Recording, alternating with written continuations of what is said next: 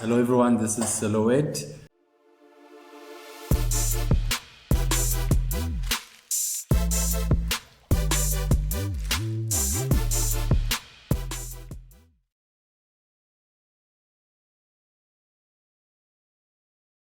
Today's topic will be looking at changes from adolescence to adulthood, and then the focus topics will include physical changes, emotional changes, and social changes. We'll also look at dealing with peer pressure.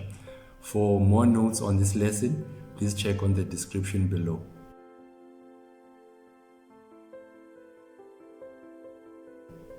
So before we look into the lesson, let's look at some keywords. The keywords that we'll be making use of during this lesson includes hormones. So what are hormones? Hormones are natural substances that are produced by the body so that we are able to develop and grow.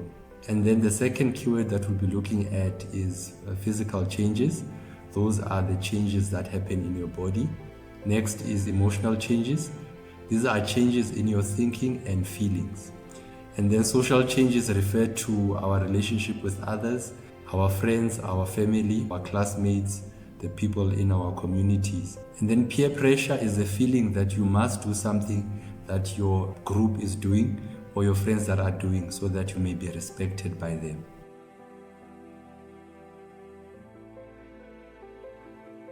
Physical changes start from the age of 10 to the age of 19. This phase is known as adolescence. The changes happen because of sex hormones produced by the testes by boys or males and by the ovaries by females or girls. Some changes happen for both boys and girls, and some are just targeted either for girls or for boys. Here are some changes that happen for both boys and girls. Growing underarm hair, growing of pubic hair, the smell of the body becomes stronger, there are emotional changes, and then the growth rate increases. These are the changes that are found in boys. The voice breaks or becomes deeper, the testes or the penis becomes larger, and the testes also drop. Testes also produce sperm for reproduction. The shoulders become wider, and then you grow facial hair as well as chest hair. Changes in girls include developing breasts, ovaries start to release eggs, and then menstruation starts. Breasts develop, and then hips become wider as well. And then here are some emotional changes that we go through during adolescence. The first one is moodiness, feeling happy one moment and then the next moment feeling miserable. The next emotion is sulking. This happens when we are not getting what we want or we're not getting our way. The next emotion we want is the emotion of privacy, the need to have our own space. The next emotion that we may feel during adolescence is a short temper, shouting our parents and our siblings and friends sometimes. We may also feel criticism, feeling irritated with our parents and the things that they do or how they carry themselves or the decisions that they make. Loyalty is another emotion that we go through. We begin to prefer our friends as opposed to our families. Insecurity is another emotion that we go through. We are aware of ourselves and begin to criticize ourselves. Whether we are tall or short, think we are fat, we think we are skinny, we think we are ugly. Those are just some of the emotions that we go through. And then lastly, the emotion of love, falling in love for the first time.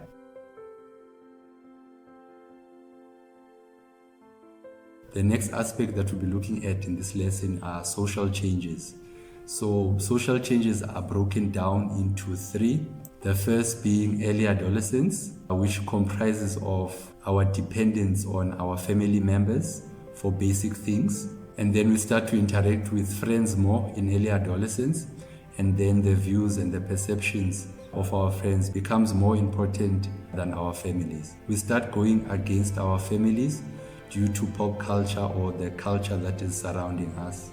This is also the phase where we start relationships with other people outside of our close families and friends. This phase is also marked by developing our own thoughts and opinions that are separate from our families. Our friends become very important during this phase as opposed to our families. and it is also marked by starting relationships with the opposite sex. Then we move on to late adolescence. This phase is marked by independence. We start to develop our own independence, and then who we are becomes more important. And then our individuality becomes more important. We depend on our peers and friends to boost our confidence. We ask for advice from both our friends and family, and then we weigh which way we're gonna decide or what we're going to decide. We start to break away from groups and we begin to do things more as a couple. Friends are also very important in this stage. They can influence us in a positive or in a negative way, which is peer pressure. For example, the way we dress may be influenced by our friends. We may also begin to experiment with drugs or alcohol or even skipping school because of the influences that are coming from our peers or friends. And then the last phase of social changes is after we move on to the workplace. This is marked by us moving away from home, and then we assert ourselves as adults. But it's important to note that we also continue to respect our parents. We also form new relationships outside of school, outside of our community members, outside of our families. These relationships are workplace relationships. They may develop into romantic relationships as well. This is also where we also exposed to different cultures because of the new people that we are meeting. Our responsibilities change, they become more. We are responsible for holding a job. We are responsible for working as a team and delivering on our work obligations. And we are also responsible for planning our careers.